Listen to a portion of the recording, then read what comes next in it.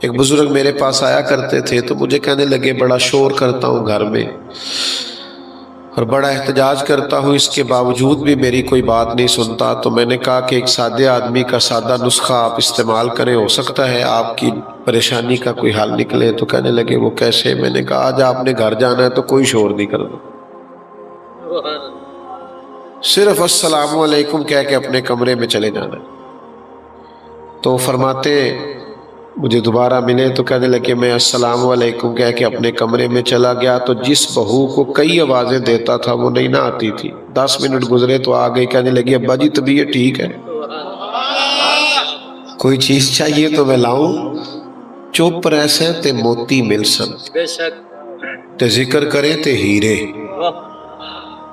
تو میرے عزیز اپنی گفتگو کو بے وقار نہ کریں، اپنے انداز کو بے وقت نہ کریں، تھوڑی بات کریں، معقول بات کریں۔ اور پھر ایک اور بات بھی ذہن میں رکھیں کہ ہماری جو گفتگو ہوتی ہے اس کا ہمیشہ اثر ہوتا ہے۔ آپ کی بات سننے والے 2 لوگ ہوں یا 2 کروڑ ہوں، بات کا اثر ہوتا ہے۔ آپ اپنے دوستوں کے بیچ بات کر آتے ہیں، آپ کا خیال ہوتا ہے انہوں نے توجہ نہیں کی، آپ کا خیال ہوتا ہے کہ انہوں نے آپ کی بات کو اہمیت نہیں دی، حالانکہ آپ کی بات وہ وقتی طور پر انکار کر بھی دیں لیکن گھر جا کے سوچتے ہیں کہ یار میرے فلاں دوست نے یہ بات کی تھی۔ آپ کے منہ پہ کہہ بھی دیں نہیں تجھے نہیں پتا، لیکن آپ کی بات کا اثر ہوتا ہے۔ آپ 2-2.5 سال کے بچے کو گھور کے بچہ رو دیتا ہے، اور اسی بچے کو چھوٹا بچہ ہے، آپ مسکرا کے بات کریں تو مسکرا دیتا ہے۔ اس کا مطلب ہے چھوٹے چھوٹے بچوں پر بھی بات کا اور لہجے کا اثر ہوتا ہے۔ پھر ہمارے اپنے اوپر بھی ہماری باتوں کا اثر ہوتا ہے۔ آپ کسی شخص کو کوئی ہنسنے والی بات سنانے لگے، کوئی مزاح والی بات سنانے لگے، ہنسنے والی، تو بات کرنے سے پہلے آپ خود نہیں ہنس پڑتے؟ کچھ لوگوں سے بات ہی نہیں ہوتی، وہ اتنا ہنستے ہیں، لوٹ پوٹ ہوتے جاتے ہیں، ہنستے چلے جاتے ہیں، محو ہوتے چلے جاتے ہیں اپنی مسکراہٹ میں، اور ابھی بات سنائی نہیں۔ اور اسی طریقے سے کوئی رونے والی بات کرنے لگے، اپنا کوئی دکھ سنانے لگے، تو بندہ بات کرنے سے پہلے خود رو نہیں پڑتا؟ ابھی بات بیان نہیں کی لیکن آنسوؤں کی جھڑی لگ گئی۔ اس کا مطلب ہے ہماری باتیں صرف معاشرے پر ہی اثر نہیں کرتی، ہماری باتیں ہم پر بھی اثر کرتی۔ آپ 2 دفعہ اپنی زبان سے کہیں چھوڑے جی میں نے بڑی خدمت کیا والدین کی، وہ نہیں راضی ہوتے، معاذ اللہ۔ آپ 2 دفعہ یہ کہیں آپ کا دل سخت ہونے لگے گا ماں باپ کے بارے، لیکن اگر آپ یہ کہیں کہ یار نہیں، ماں باپ ہی ہوتے، ان کا اکرام کرنا، ان سے پیار کرنا، یہ بڑا ضروری اور بڑا اہم مسئلہ ہے۔ تو بھائی میرے یاد رکھیے گا اور سمجھ لیجئے گا کہ ایک تو زبان اللہ کی نعمت ہے، اس کی قدر کریں، اسے غلط جگہ پہ استعمال نہ کریں، اور دوسرا یہ کہ یہ مت سمجھے کہ آپ کی بہت زیادہ باتوں سے آپ کی قدر بڑھے گی۔ آپ کی گفتگو جتنی محتاط ہو، جتنی جامع ہو، جتنی مدلل ہو، اس قدر زیادہ اس کے اثرات بہتر ہوں گے۔ اور تیسری بات میں نے یہ عرض کی کہ ہماری باتوں کا معاشرے پر بھی اثر ہوتا ہے، لوگوں پر بھی اثر ہوتا ہے۔ اور چوتھی بات یہ کہ ہماری باتوں کا ہم پر بھی، اللہ آپ کو جزا دے، آپ تو یاد رکھنے لگے ہیں باتیں ماشاءاللہ سے۔ باتیں کمزور نہیں۔ آج کل نا ہمارے ہاں ہمارے مذہبی سٹیجوں پر بھی جو لوگ بات کرتے ہیں کمزور بات کرتے ہیں، بعض لب و لہجے شستہ نہیں، اچھا نہیں لگتا۔ یار دینی سٹیج پر آپ کا یہ انداز نہیں ہونا چاہیے، جچا تلا۔ آپ آواز اونچی نہ کریں، دلیل مضبوط کریں۔ آپ کی دلیل تگڑی ہونی چاہیے، اس میں آواز ہلکی بھی ہو گئی تو گزارا چل جائے گا، دلیل سے مضبوط ہو۔ آپ وہ ہمارے نقیبے محفل ہوتے ہیں نا تو بھاگ کے ادھر چلے جاتے ہیں، پھر بھاگ کے ادھر آ جاتے ہیں، بھی آپ کیا کرنے لگے؟ کہتے ہیں میں جملہ دینے لگا۔ بھئی جملہ دینا ہے، بم چلانا ہے کوئی؟ آپ کہتے ہیں آرام سے جو بات کرنی ہے۔ اس میں آپ تقدس کا خیال کریں، اسٹیج کی پاکیزگی کا خیال کریں۔ تو گفتگو تو کرنی ہے تو اچھی بات کریں، حوصلہ افزائی کی بات کریں۔ خیر، اور آپ کو بتاؤں نبی پاک علیہ السلام نے فرمایا 2 بھائیوں کی صلح کرانے کے لیے تمہیں خلاف واقعہ بھی بات کرنی پڑے نا، یعنی بظاہر لگے کہ جھوٹ ہے لیکن بول دو 2 دوستوں کی صلح کرا دو، 2 بھائیوں کی صلح کرا دو۔ لیکن یہاں لوگوں کو دور کرنے کے لیے تو جھوٹ بولتے ہیں، قریب کرنے کے لیے خلاف واقعہ بات نہیں کرتی۔ میرے عزیز یاد رکھیے گا اور اس کو سمجھیے گا، زندگی بھر اپنا یہ ذہن بنائیں اور اس ذہن پر کاربند رہے کہ ہم نے کوشش کرنی ہے کہ کبھی بھی اپنی زبان کا غلط استعمال نہ کیا جائے۔ اب آگے بڑھیے، اگر صحیح استعمال کرنا ہے تو صحیح استعمال کیا ہے؟ سب سے بہترین استعمال تو یہ ہے کہ آپ لوگوں کو خیر کی بات بتائیں، اچھا مشورہ دیں، اور پھر اس سے بھی اگر خیر کی بات کرنا چاہیں تو پھر یہ ہے کہ ادھر ادھر کی بات ہی نہ کریں، زبان سے یا ذکر خدا کریں یا ذکر مصطفیٰ کریں صلی اللہ تعالی علیہ وسلم۔ اور اللہ تعالیٰ نے قرآن مجید کے اندر اس بات کی تاکید کی، فرمایا یا ایھا الذین آمنوا اذکروا اللہ ذکرا کثیرا، اے ایمان والو اپنے رب کا کثرت کے ساتھ ذکر کرو۔ کتنا کرو؟ وَسَبِّحُوهُ بُكْرَةً وَأَصِيلًا، فرمایا صبح و شام بس اسی کی پاکی بولو۔ چھوڑ دو دنیا داروں کی خوش آمدیں کرنی، افسروں کی خوش آمدیں کرنی، جھوٹی تعریفیں کرنی، اور اپنا چھوٹا سا کام نکالنے کے لیے ادھر دیکھنا۔ چھوڑ دو تعریفیں کرنا، خوش آمدیں کرنا۔ اگر تم نے ذکر کرنا ہے تو اپنے رب کا کرو۔ کبھی کہو سبحان اللہ، اللہ پاک ہے، کبھی کہو الحمدللہ، سب تعریفیں اللہ کے لیے، پھر کہو اللہ اکبر، سب سے بڑا اللہ ہے، پھر کہو لا الہ الا اللہ، اس کے سوا کوئی عبادت کے لائق، یہ کرو نا یار، مزہ آئے گا۔ چھوڑ دو ادھر ادھر کی تعریفیں کرنی، جھوٹی خوش آمدیں کرنی، بلا وجہ کے قصیدے پڑھنے، رب رسول کی تعریف کرو اور خوب کرو۔ اور پھر جہاں تک بات ہے ذکر مصطفیٰ کی، جہاں تک بات ہے میلاد مصطفیٰ کی، تو رب کہتا ہے میں نے کسی کا محتاج چھوڑا ہی نہیں۔ وَرَفَعْنَا لَكَ ذِكْرَكَ، اے محبوب ہم نے آپ کے لیے آپ کے ذکر کو بلندی عطا فرما دی۔ حضور کا ذکر پاک ہر وقت، ہر لمحہ۔ اور یہ ذکر کیوں آپ کو فائدہ دے گا؟ آپ کے گھر میں بچہ پیدا ہوا نا، تو اس کے کان میں اذان دینا سنت، اسے گٹی دینا سنت، اس کے بال 7ویں دن اتروانا یہ سنت، اس کا عقیقہ کرنا، تو یہ کس کی سنت ہے؟ ہلکا سا بولنا، اس کا مطلب ہے پیدا ہوتے ہی ذکر مصطفیٰ شروع ہو گیا، ہر وقت ذکر رسول شروع ہو گیا، ہر وقت حضور کا تذکرہ پاک، ہر مقام پر نبی پاک کا ذکر۔ یہ جو ہم نے مزاج بنا لیا نا، یہاں ذکر کرنا یہاں نہیں کرنا، یہ ہماری زیادتی ہے، ورنہ اس دنیا میں جہاں بھی ذکر ہے مدینے والے محبوب کا ہی ذکر ہے۔ کوئی بھی آپ کام کریں، وضو کرنے لگے تو اس میں پہلا فرض منہ دھونا ہے، لیکن ہاتھ دھونا سنت، کلی کرنا، ناک میں پانی ڈالنا، تو ہر جگہ تو حضور کی سنت کا پھریرا لہرا رہا۔ ہم نے زیادتی کی ہے۔ کول والے دن تو نعتیں پڑھ لیتے ہیں، اور مہندی والے دن ناراض ہو گئے ہو، کوردے پہ ہو مینو۔ بھئی جس نبی کی یاد تمہیں کل والے دن، 10ویں والے دن، چیلم والے دن یاد آتی ہے، اس نبی کی یاد بیٹے کے ولیمے پہ کیوں نہیں آتی؟ تم ذکر رسول کرتے ہو صرف کسی کے فوت ہونے پر؟ خوشی کے وقت تمہیں حضور کی نعت کیوں نہیں یاد آتی؟ نکاح کسی غیر کا طریقہ ہے؟ حضور نے فرمایا نکاح من سنتی، نکاح تو میرا طریقہ ہے۔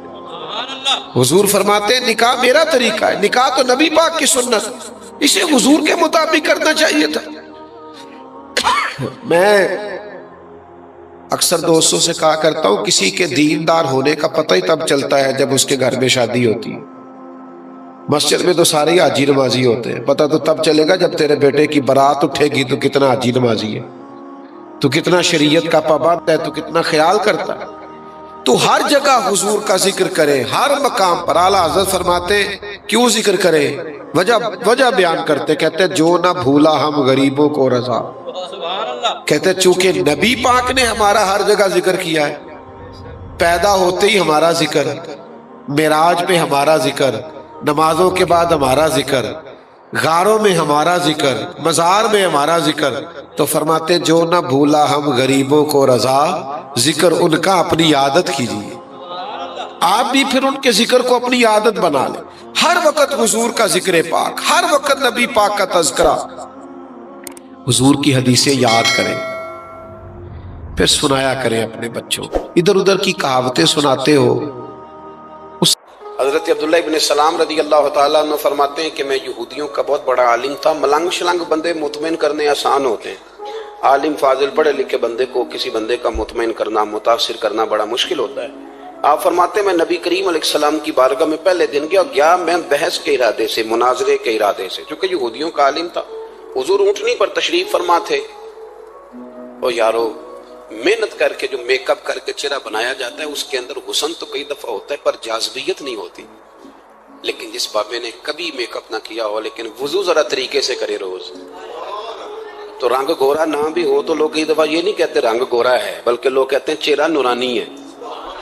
اب میں اس پر میں کچھ کلام کر سکتا ہوں کہ گورے اور نورانی چہرے میں بھی فرق ہوتا ہے۔ کچھ چہرے گورے ہوتے ہیں پر نورانی نہیں ہوتے، کچھ گورے نہیں ہوتے پر نورانی بڑے ہوتے، یہ الگ عنوان ہے۔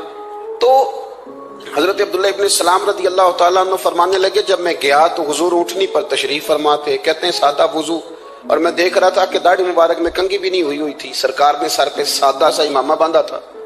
حضور اونٹنی پر بیٹھے تھے اور جس اونٹنی پر تشریف فرما تھے اس پہ کجاوا بھی کوئی نہیں تھا، لیکن کہتے دو جملے حضور کی زبان سے نکلے، دو جملے، اور میں ان جملوں کا قیدی ہو گیا۔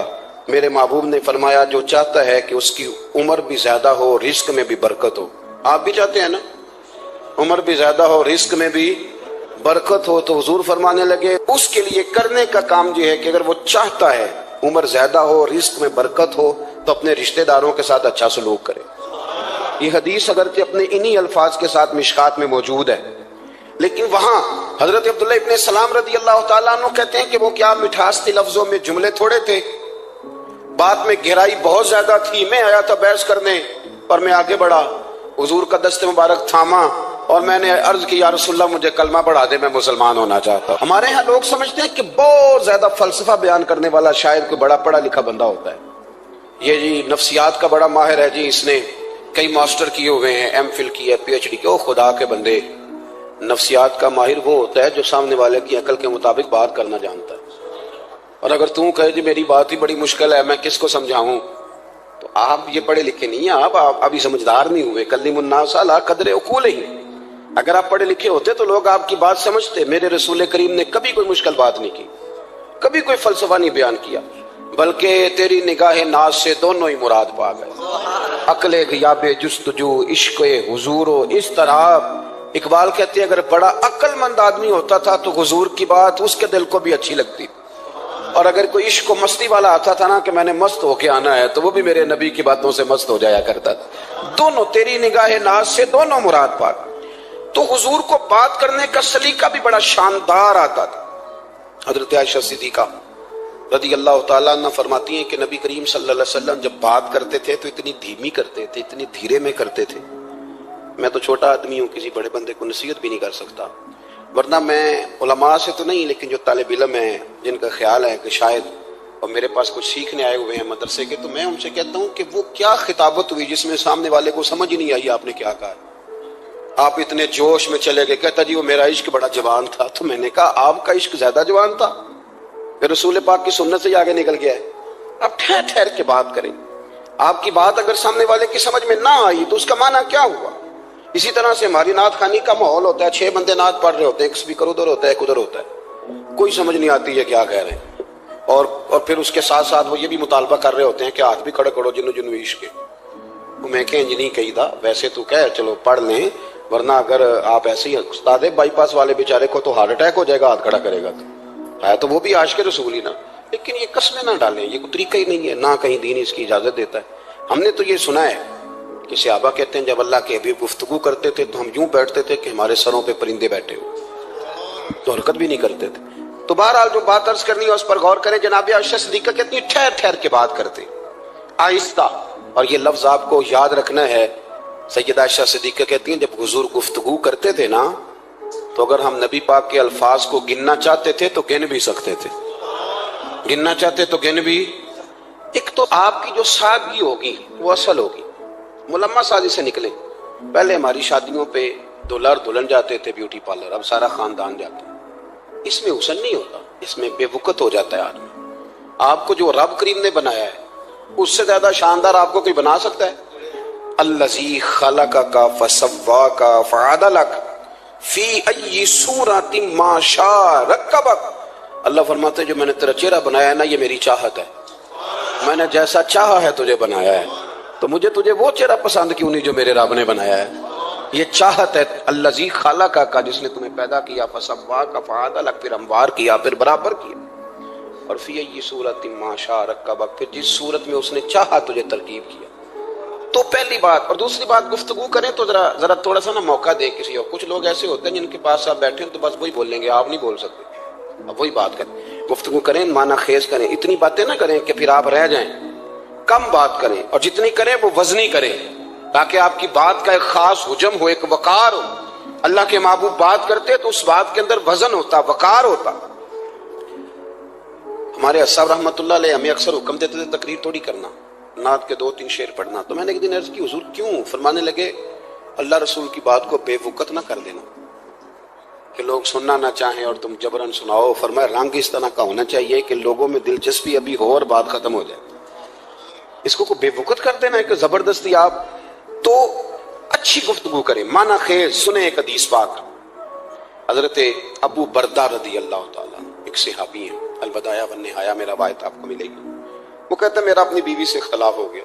بیوی سے جب بندہ راضی ہوتا ہے تو بڑا ہی راضی ہوتا ہے، پھر وہ کہتا ہے کہ جیسی میری ہے ویسی کسی کی بھی نہیں۔ اور جب ہوتا ہے نا ناراض تو پھر وہ منگنی سے کہانی شروع کرتا ہے کہ جب میری منگنی ہوئی تھی تو تیرے چاچے نے مجھے گھورا تھا، اور پھر وہ دن جب رکھے تھے اس دن جو کام ہوا تھا اس کا بھی ذکر۔ اب اختلاف جو ہو گیا، اور جب آپ کسی سے ناراض ہوتے ہیں پھر اس کی خامیاں ساری سامنے آ جاتی ہیں۔ پھر وہ کہتا ہے شادی والے دن تیرے ابے نے صحیح سلوک نہیں کیا، یہ جو مجھے کپڑے دیے تھے جو کو پہننے والے تو نہیں نا، تو میری اماں۔ اب اختلاف ہو گیا۔ اب ہم کیا کرتے ہیں، جو قریب والے لوگ ہوتے ہیں وہ اس پر تھوڑا تیل اور ڈالتے ہیں۔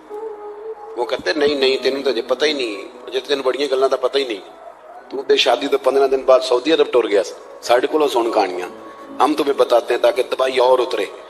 اس طرح نہ کریں۔ آپ ایک آدھ بات کہہ کے چلے جاتے ہیں، ان بیچاروں نے اکٹھے رہنا ہوتا ہے، ان کی زندگی دوزخ بنی رہتی ہے۔ ان کو قریب کریں۔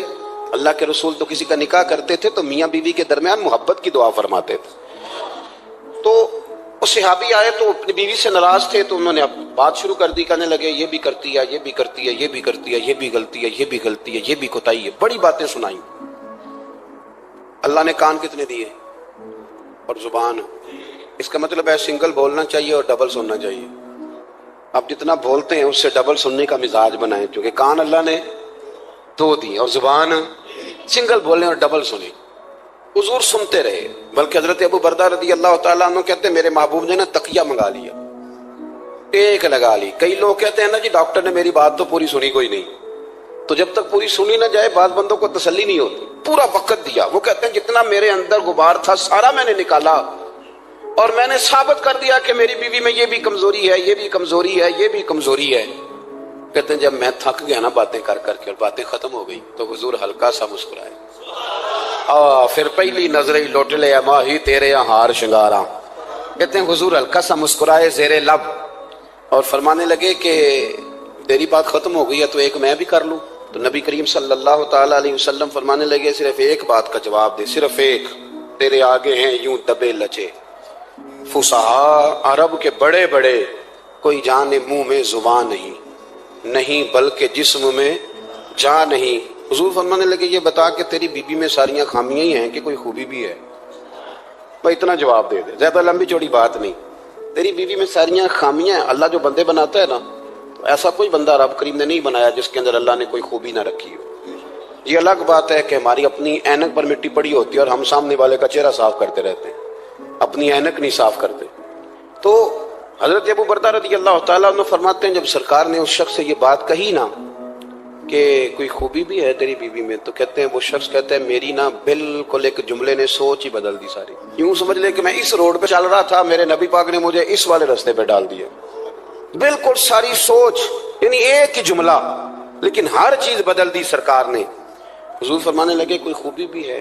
کہتے میں تھوڑی دیر چپ رہا، عرض کی یا رسول اللہ صلی اللہ علیہ وسلم آپ حکم کریں۔ تو حضور فرمانے لگے اپنی بیوی سے کبھی بوس نہ رکھو، اگر تمہیں اس کی خامیاں نظر آئیں تو اس بات پر توجہ کرو جو اس کے اندر خوبی ہو.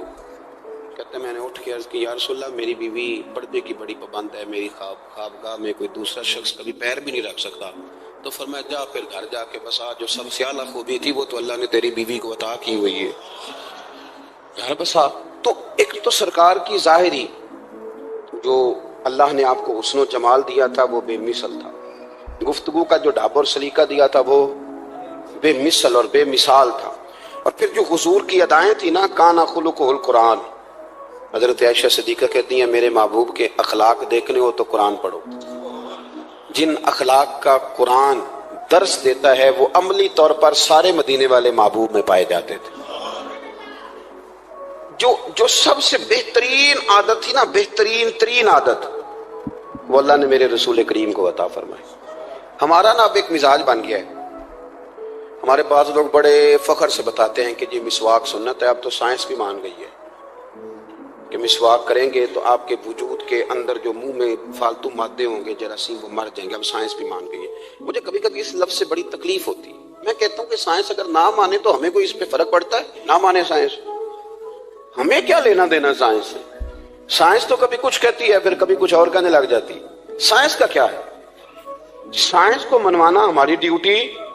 اس طرح کا دین نہ بناؤ کہ معاذ اللہ دین کو سائنس کا غلام کر دو. سائنس کل بھی رسول اللہ کی غلام تھی، آج بھی میرے نبی پاک کی غلام ہے. تو حضور کی جتنی ادائیں ہیں، جتنی، ایک کدو شریف ہے، حضور نے کدو استعمال فرمایا ہے.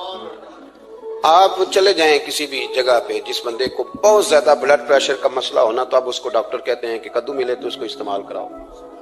تیزابیت حد درجے اختیار کر دے اور اندر کا نظام سارا درم برم ہو جائے تو اس کو کدو استعمال کراؤ. اور آپ اس کی خاصیت دیکھ لیں. تمام سبزیوں میں سے تحقیق بھی سب سے زیادہ اسی پہ ہوتی ہے. میرے رسول پاک کا ایک طریقہ مبارک ہے. اور صحابہ کے اگرچہ سید الطعام گوشت ہے، کانوں کا سردار اسے کہا گیا، لیکن حضرت انس بن مالک رضی اللہ تعالیٰ عنہ فرماتے ہیں کہ درزی نے نبی پاک کی دعوت پکائی تھی. وہ درزی تھا، کپڑے سیتا تھا. آپ فرماتے ہیں کہ میں حضور کے ساتھ اس درزی کے گھر گیا تو گوشت اور کدو پکا ہوا تھا. فرماتے ہیں اگرچہ سردار گوشت ہی ہے پر نبی کریم نے نا گوشت کے ٹکڑے ہٹا کے نا تو اندر سے کدو نکال کے کھایا. حضرت انس بن مالک کہتے ہیں مجھے کدو پسند نہیں تھا، میں نے کبھی نہیں کھایا تھا. گھر میں ہوتا تو میں جھگڑا کرتا، پر آج حضور کی رغبت دیکھی نا تو کل نہیں پسند تھا پر ابھی مجھے کدو بڑا پسند ہو گیا. مجھے کدو شریف سے پیار ہو گیا. جو اعلیٰ ترین چیزیں تھیں وہ نبی پاک نے استعمال فرمائی. اعلیٰ ترین. زیتون کی افادیت کبھی کم ہوئی ہے 1400 سالوں میں؟ کبھی کسی نے کہا ہو کہ زیتون استعمال نہ کرو؟ کبھی اس کی افادیت میں؟ یہ امامہ میرے نبی پاک کی سنت ہے. سارے پڑھیے صلی اللہ، حضور کی سنت ہے نا یہ. کبھی کوئی بندہ ایسا آپ کو ملا ہو کہ اس نے امامہ باندھا ہو تو کسی نے کہا رہن دے یار تینوں سونا نہیں لگتا؟ بندے سارے سونے تو نہیں نہ ہوں گے. میری بات کی سمجھ آ رہی ہے؟ لیکن امامہ کبھی کوئی آپ کو ملے گا ہی نہیں کہ اس بندے کے مزاج کے ساتھ یہ فٹ یا اس کے چہرے کے ساتھ یہ فٹ. اینک آپ لے لیں بازار سے، چھوٹی بھی ملتی ہے بڑی بھی ملتی ہے. کچھ لوگوں کے چہرے پہ کچھ چیزیں نہیں سیٹ ہوتی، فٹ نہیں ہوتی. لیکن یہ سرکار کی چونکہ سنت ہے اور اس کا اعزاز یہ ہے کہ نبی پاک نے فرمایا جمعے والے دن امامہ باندھ کے آیا کرو. جمعے والے دن امامہ باندھ کے آیا کرو. جو لوگ جمعے والے دن امامہ باندھ کے آتے ہیں اللہ کے فرشتے ان پر درود بھیجتے ہیں. لیکن امامہ شریف ہونا چاہیے. اپنی مرضی کا رومال نہ باندھ لیں، کم از کم 3.5 گز ہو اور ٹوپی کے اوپر باندھا گیا ہو. اپنی مرضی کا طریقہ نہیں اختیار کریں. وہ جو شریعت نے حدود بیان کی ہیں اس کے مطابق چلیں. میری بات کی سمجھ آ رہی ہے؟ تو جو بات میں نے چھیڑی ہے وہ یہ ہے کہ اللہ کے محبوب رب کریم کی دلیل ہے. جتنا کائنات کے اندر حسن کوئی بندہ تلاش کرنا چاہے گا وہ مجبور ہو جائے گا اور اسے دروازہ رسول پہ جانا ہی پڑے گا. تو دعا ملے گی نبی پاک کی، چہرہ چمکے گا. شرط یہ ہے کہ ذکر پاک کرے، حضور کی گفتگو کو کرے. اور صحابہ نا ہر وقت حضور کی نعت پڑھتے تھے. ہمارے کچھ لوگ کہتے ہیں میں پریشان بڑا ہوں، ذرا حالات ٹھیک ہو جائے پھر میں بھی حضور کا ذکر کروں گا. بڑی پریشانی تھی صحابہ کو بھی. 313 لوگ تھے صرف بدر میں، 1000 سے مقابلہ تھا. اور وہ لاؤ لشکر سمیت تھے. ان کے پاس نہ زیادہ تلواریں تھیں، نہ زرہیں تھیں، نہ اونٹ تھے، کچھ بھی نہیں. ان لوگوں نے اتنے کٹھن حالات میں جہاں یہ بیان کیا نا کہ ہمارے پاس اسلحہ پورا نہیں تھا، حالات سازگار نہیں تھے، وہاں ان لوگوں نے یہ بھی بیان کیا کہ ہمارے نبی کی شان یہ ہے کہ حضور نے تو ایک دن پہلے ہی بتا دیا تھا فلانا کافر یہاں مرے گا. فلانا کافر یہاں مرے گا، یہ صحیح مسلم میں موجود۔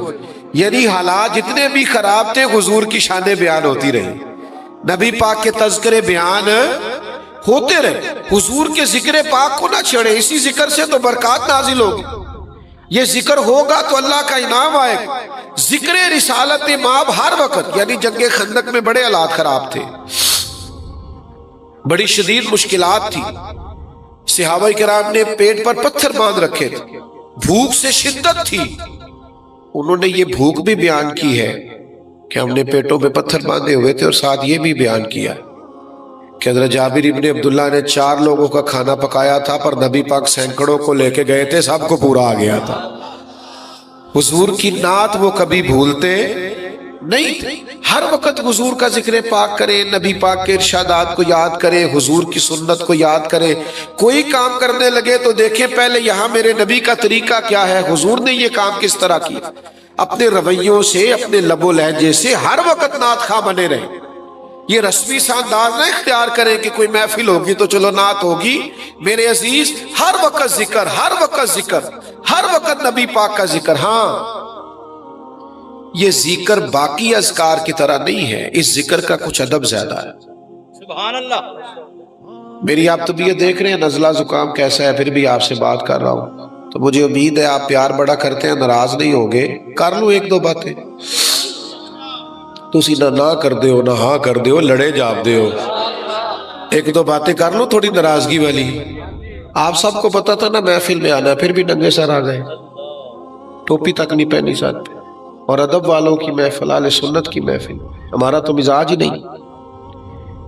وہ بھائی بغیر وضو کے، بغیر سر ڈھانپ کے، یہ تو مطلب یہ کچھ سیاسی جلسہ ہے جس میں آپ جیسے مرضی آ گئے۔ تھوڑی سی شفقت فرمایا کریں، اس کے آداب کا، انوار کا، یہ پیار سے کہہ رہا ہوں آپ سے، آپ میرے اپنے ہیں نا، اس لیے بات کر رہا ہوں۔ ہر ذکر اور ہے، حضور کے ذکر کا ادب بڑا ہے، کسی کتاب میں نہیں آیا، حضور نے کہیں حکم نہیں دیا، لیکن امام مالک کا طریقہ تھا، اگر کوئی شخص دروازے پہ آتا مسئلہ پوچھنے کے لیے تو امام صاحب فرماتے فقہ کا مسئلہ پوچھنا ہے یا حدیث پاک سننی ہے؟ وہ کہتا فقہ کا مسئلہ پوچھنا ہے، بٹھاتے، چائے پانی دیتے، مسئلہ بتاتے، چلا جاتا۔ اگر کہتا نا حضور کی حدیث سننی ہے تو چاہے بندہ ایک ہی ہوتا، امام صاحب پہلے غسل کرتے، خوشبو لگاتے، امامہ باندھتے، ممبر پر بیٹھتے، پھر میرے نبی کا ذکر کرتے۔ یہ حضور کا ذکر پاک، اس کے آداب، اس کا طریقہ، اس کے اندر جاذبیت، اس میں امتی کی وارفتگی نظر آئے۔ یعنی کسی نے کہا نہیں، اور امام بخاری نے جب بھی کوئی حدیث لکھی ہے پہلے 2 رکعتیں پڑھی ہیں، پھر حضور پہ درود پڑھا ہے، خوشبو لگائی ہے، پھر نبی پاک کے ارشادات لکھے، پابند نہیں کیا کسی نے۔ تو میرے بھائی اس ذکر کے آداب ہیں، آپ ان آداب کے ساتھ ذکر کریں گے، کلیجہ ٹھنڈا ہو، آپ کو راحت ملے گی، آپ سکون پائیں گے، آپ طمانینت محسوس کریں گے۔ آج کل تو ہر خبر ہی بریکنگ نیوز ہوتی ہے نا، اور چینل زیادہ ہے، خبریں تھوڑی ہیں، تو اس لیے بھی ویسے بھی ہر آدمی کی جیب میں موبائل ہے، سارے ویڈیو بنا سکتے ہیں، اللہ ماشاءاللہ سارے صحافی ہیں، حال ہی کوئی نہیں۔ لیکن پرانے زمانوں میں کوئی خبر ہوتی تھی تو واقعی کوئی خبر ہوتی تھی تو لوگ خبر سمجھتے تھے۔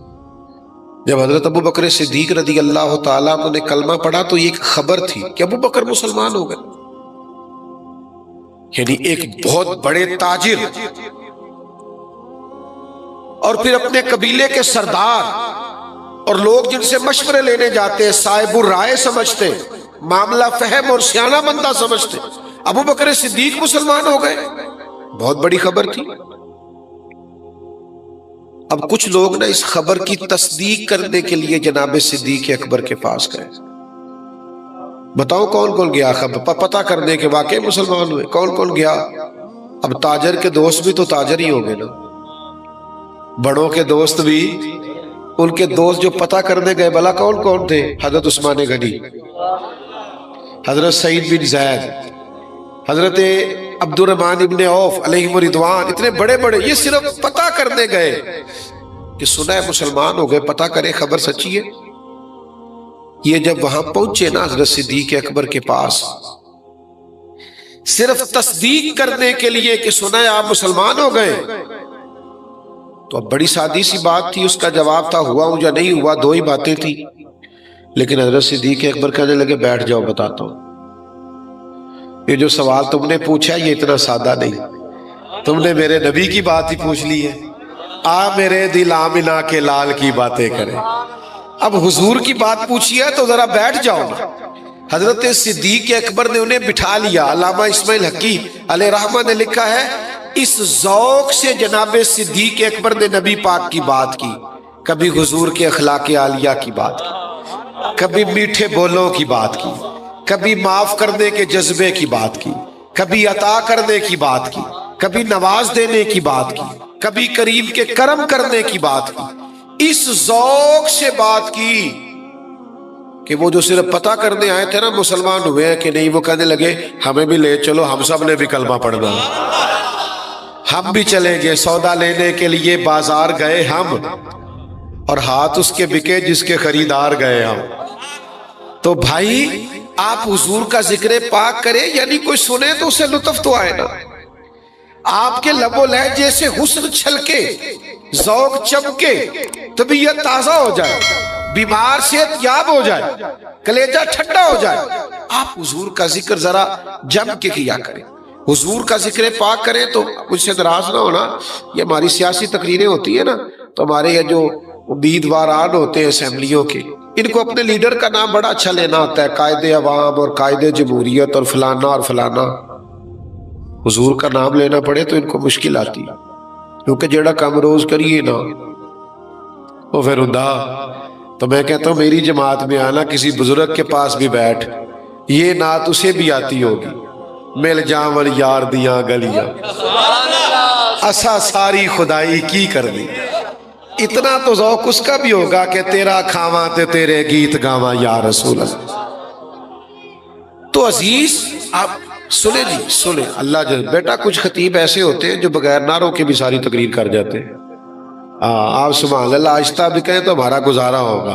اللہ کے فضل سے نہ داد کی ضرورت ہے نہ امداد کی ضرورت ہے، بس آپ بات سنیں اور سمجھ لیں تو یہی ہمارے لیے بڑی داد.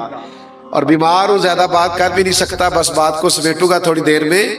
تو حضور کا ذکر جو صحابی بظاہر ذکر نہیں بھی نہ کرتے تھے وہ بھی کمال کر جاتے تھے. یعنی جس نے نعت باقاعدہ نہیں بھی پڑھی اس نے بھی کمال پڑھی. ایک صحابی ہیں بڑے جلیل القدر حضرت عمر ابن عاص رضی اللہ تعالیٰ، ان سے کسی نے کہا اب نبی پاک علیہ السلام کا حلیہ بیان کریں. آپ قریب رہے ہیں، ہمیں بتائیں حضور کی پیشانی نور کیسی تھی، بھینی مبارک کیسی تھی، زلف عنبری کا کیا حال تھا، چہرہ انور کیسا تھا، آپ بتائیں ہمیں حضور کے بارے میں. تو حضرت عمر ابن عاص کہنے لگے میں نہیں بتا سکتا. تعریفیں کی ہیں صحابہ نے، حضور کی بھینی مبارک کا، پیشانی مبارک کا ذکر بھی ہے، مقدس چشمان نور کا ذکر بھی ہے، چہرہ والضحیٰ کا ذکر بھی ہے، زلف واللیل کا ذکر بھی کیا. صحابہ نے کیے ہیں تذکار. لیکن حضرت عمر ابن عاص کہنے لگے میں نہیں کر سکتا. یہ کہہ کے جو بات کی وہ اتنی اعلیٰ کی. کہنے لگے یہ ذکر تو وہ کرے جس نے جی بھر کے دیکھا ہو، اپنی تو جرت ہی نہیں تھی. کالا کنڈل زلف سجن دی تاب چلے گا کیڑا. ہم سے تو تاب برداشت نہیں ہوتی تھی، ہم نے تو کبھی آنکھ اٹھا کے دیکھا، جب بھی قریب جاتے تھے نظر خود بخود جھک جایا کرتی. یہ دیکھو نعت نہ کہہ کے کتنی بڑی نعت کہہ دی، کتنی بڑی بات کر دی حضرت عمر ابن عاص. تو نبی پاک کا ذکر، ہمارے چھوٹے چھوٹے بچوں کو بھی نعتیں آنی چاہیے، ہمارے بزرگوں کو بھی حضور کی نعت کا تعلق سر سے نہیں ہوتا، عشق سے ہوتا ہے. اور ویسے بھی نعت خانوں نے اب جو شروع کر دیا ہے نا، مہربانی کرے خود ہی نعتیں پڑھا کرے. مجھے ایک نعت کا کہنے لگا میں تو نواں کلام سنانا ہے. میں کہ بھائی مینوں معاف کری، مینوں کو پرانا ہی سنائی، کوئی نواں کٹا نہ کھول دیے تھے. مہربانی کری، اب جو کچھ ہونے لگ گیا ہے کوئی فرق ہی نہیں رہ گیا، اللہ ہی معاف کرے. کیا کیا بےہودگی اور کیا کیا تماشے لگ گئے. الامان والفیس. تو نعت حضور کی خود پڑھے. ہاں اس ذکر کے آداب کا خیال کریں. کچھ لوگ کہتے ہیں جو کتاب میں لکھا میں نے پڑھ دیا. میں نے کہا نہیں، یہ وہ ذکر نہیں ہے، یہ ذکر حسن والا ہے، یہ نبی پاک کا ذکر ہے. اس کے رنگ تھوڑے اور ہونے چاہیے. مجھے بتائیے ایک بھائی بڑا ہو ایک چھوٹا ہو،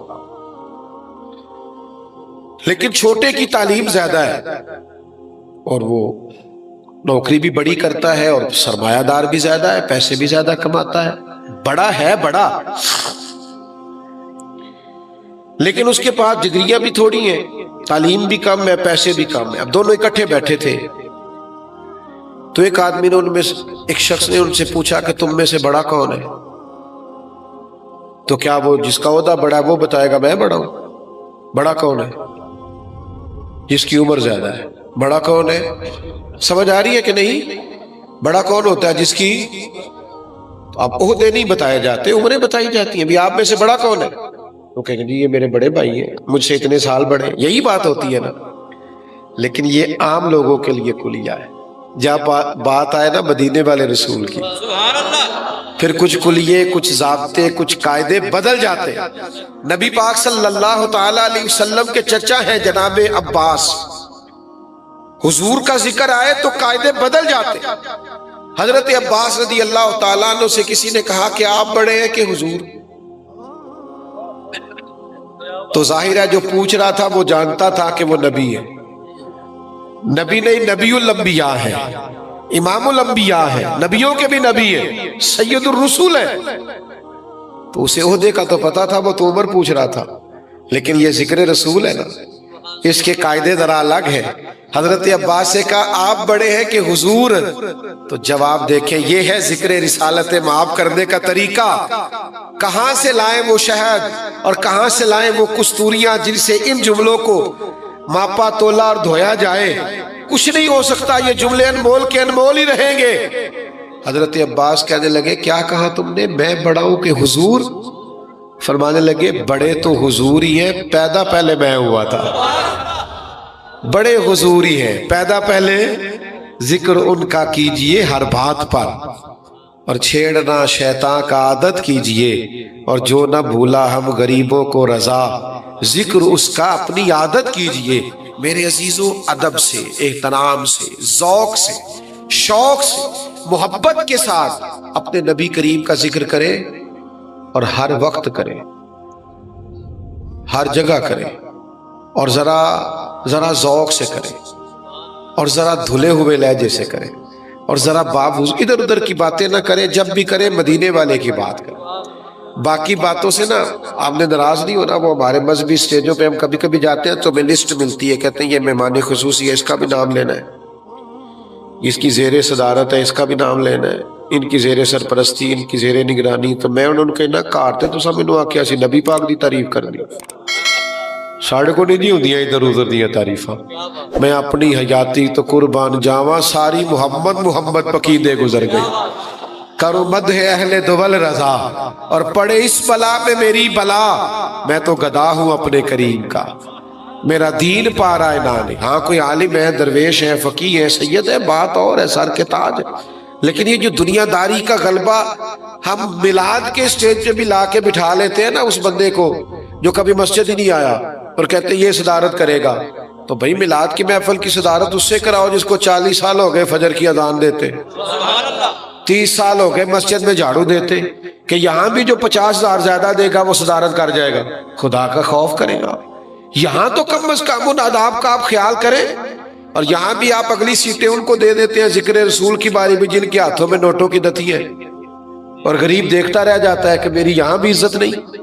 تو خدا را اس ذکر کے تقاضوں کو سمجھو، آپ وہ خاص شعور پیدا کرو جو شعور یہ ذکر مانگتا ہے۔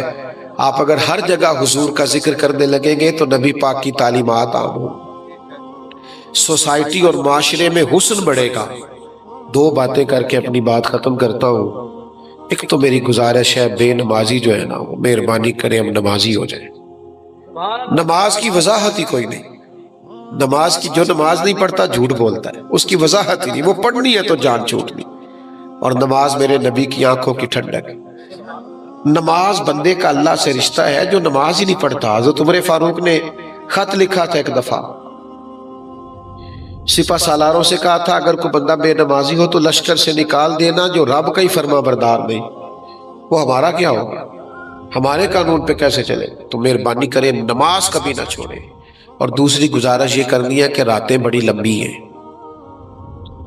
اب اس طرح نہ کریں کہ جو تھوڑے عمر رسیدہ ہیں اور سمجھدار ہیں، بلکہ سب کو کرنا چاہیے. اب تہجد نہ شروع کریں. حضور کو پسند بڑی ہے، نبی پاک نے ہمیشہ پڑھی.